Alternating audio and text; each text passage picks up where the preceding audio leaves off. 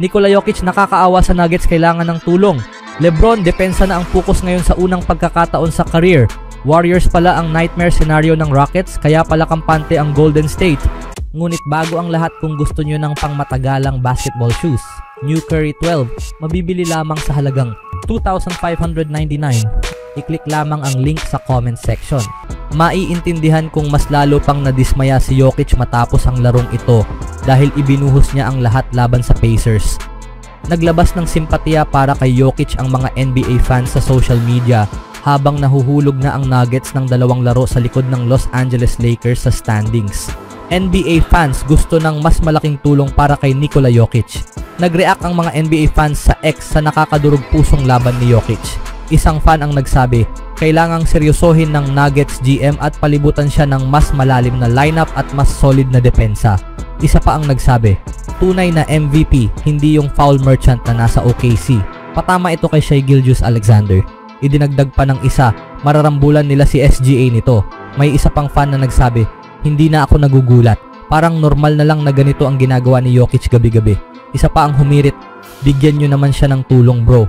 Gayunpaman, hindi lahat ay nagpapakita ng suporta kay Jokic. Isang critical na fan ang nagsabi, may turnover siya na naging dahilan ng pagkatalo nila. Habang may isa namang kontra kay Jokic na nagsabi, impressive ba yan kung natalo naman? May isa pa na nagkomento, pasensya na mga Denver fans, ang mahalaga sana ay panalo. Hindi mananalo si Jokic ng MVP. Matagal nang kinokonsidera si Nikola Jokic bilang isa sa mga kandidato sa MVP ngayong season. Naglalabas siya ng nakakagulat na stats ngayong taon, 30 puntos, 13 rebounds at 10 assists kada laro. Ngunit dahil sa sunod-sunod na pagkatalo ng Nuggets, malamang ay maging hadlang ito sa kanyang MVP bid. Kahit ang mga stars sa NBA tulad ni Tyrese Haliburton ay hayagang sinusuportahan si Shai Gilgeous-Alexander para sa parangal. Pero dahil sa kasalukuyang laro ng Nuggets, mahirap hindi maawa kay Jokic. Parang nasasayang ang prime years niya dahil sa kapabayaan ng franchise. Dapat sana ay nakadalawa o higit pang kampyonato na ang Nuggets simula pa noong kanilang 2023 championship. Anong masasabi niyo mga kaibigan sa paglalaro ni Jokic? Sa ibang balita naman, kinailangan ni LeBron James na baguhin ang kanyang papel sa kalagitnaan ng season matapos na pakawalan ng Los Angeles Lakers si center Anthony Davis at palitan ito ng bagong offensive star na si Luka Doncic. Si Davis ang naging haligi ng depensa ng Lakers bilang presensya sa shaded area, kaya si LeBron ang umako noon ng responsibilidad sa opensa. Ngunit ngayong wala na si Davis at narito na si Doncic, wala nang saysay para kay LeBron na pigilan ang husay ni Luka sa opensa sa pamamagitan ng pagiging pangunahing scoring option. Ibig sabihin, may mas maraming enerhiya si James na mailalaan sa depensa at tinanggap niya ang papel bilang defensive anchor ng koponan na binanggit din niya sa mga reporter matapos ang panalo ng Lakers laban sa OKC Thunder. Nakikita ko ang maraming galaw bago pa ito mangyari dahil sa pagkaunawa ko sa laro. Alam kong responsibilidad kong maging anchor ng depensa at masaya akong gampanan yon at tinanggap niya ang papel bilang defensive anchor ng koponan. Inamin din ni James ang mga naging problema ng Lakers laban sa mga mahihinang team ngayong season at kung paanong ginanahan silang makuha ang panalong ito. Maganda naman ang ipinapakita namin laban sa mga malalakas na team ngayong taon, pero hindi kami maganda kontra sa mga team na may record na mas mababa sa playoff picture. Isang magandang pagkakataon ito para malaman kung nasaan na talaga kami. Alam na ng OKC kung sino sila at kung ano ang magiging papel nila sa playoffs. Kami, patuloy pa ring nag-a-adjust. Sila ang number 1 team sa West. Hindi ka pwedeng mag-relax kahit anong score pa yan. Nagtapos si LeBron ng 19 na puntos at 7 assist. Kahit na hindi ganoon ka-highlight ang kanyang defensive stats sa laro, siya marahil ang pinaka-aktibong defender ng Lakers bukod kay Dorian Finney-Smith. Aktibo siya sa perimeter, partikular na sa paglimita kay Jalen Williams sa 16 na puntos. Madalas nakakalimutan ng marami na ang pangangatawan ni James ay kahalintulad ng maraming sentro sa NBA. Mas mabigat pa nga siya kaysa kay Chet Holmgren ng OKC.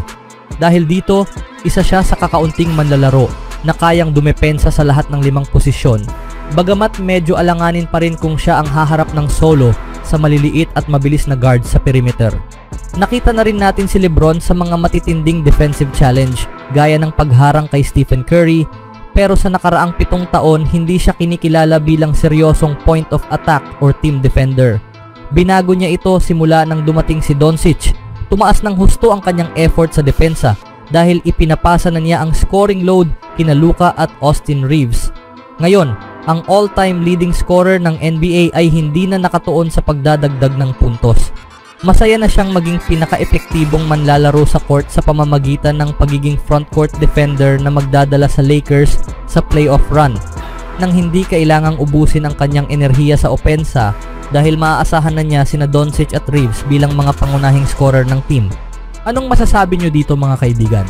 Sa sumunod na balita naman, handang-handa na ang Houston Rockets para sa isang playoff run bilang pangalawang seed sa Western Conference.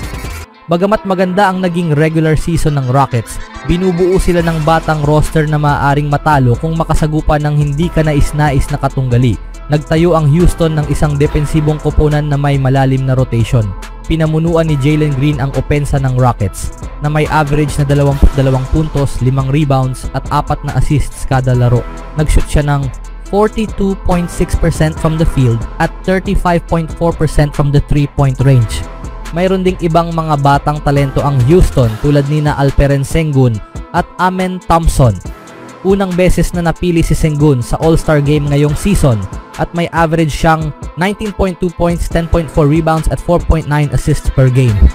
Malaking epekto sa opensa ng Rockets ang all-around game ng 22 taong gulang na big man. Pinagsama ng Rockets ang ilang veterano sa paligid ng kanilang batang core, kabilang sina Fred VanVleet, Dillon Brooks at Steven Adams. Sa lahat ng iyan, narito ang mga dream at nightmare seeding at matchup scenarios ng Houston Rockets para sa paparating na NBA playoffs. Dream seeding at matchup scenario ng Rockets. Ang dream scenario para sa Rockets ay manatiling nasa pangalawang seed sa Western Conference. Kapag napanatili ng Houston ang ikalawang pwesto, magkakaroon sila ng home court advantage sa unang 2 round ng playoffs. Malaking pakinabang sa Rockets kung makakaharap sila ng play-in team sa unang round at makakaiwas sa second round matchup laban sa number 1 seed na Oklahoma City Thunder. Bagamat talentado ang mga play-in team sa West, ang pagkuha ng pangalawang seed ang pinakamadaling daan patungo sa mas malalim na playoff run. Ang pinaka-inaasam nilang katunggali sa unang round ay ang Memphis Grizzlies.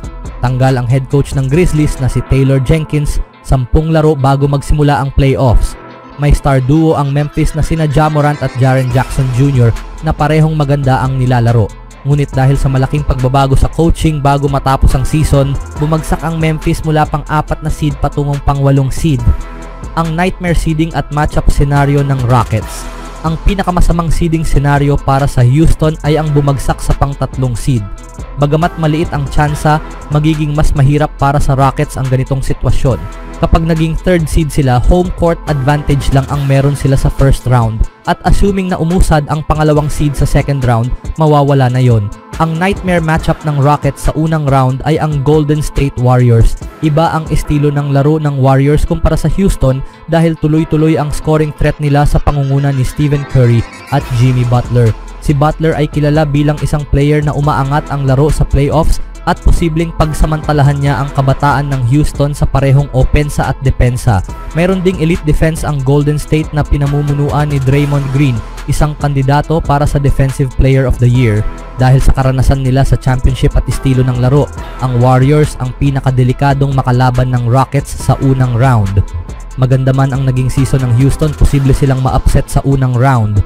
Kasing lalim ng dati ang talento sa Western Conference at dahil sa pagiging bata ng kanilang roster, magiging hamon ang makapasok sa malalim na bahagi ng playoffs. Isa sa dahilan kaya tinalo sila ngayon ay ang mahinang performance ni Steph Curry na ngayon lang nakita at huwag umasa na mangyayari pa ito sa mga susunod na laro. Sa katunayan ay kampante sila at parang wala silang pag-aalala matapos ang pagkatalo. Anong masasabi nyo dito mga kaibigan?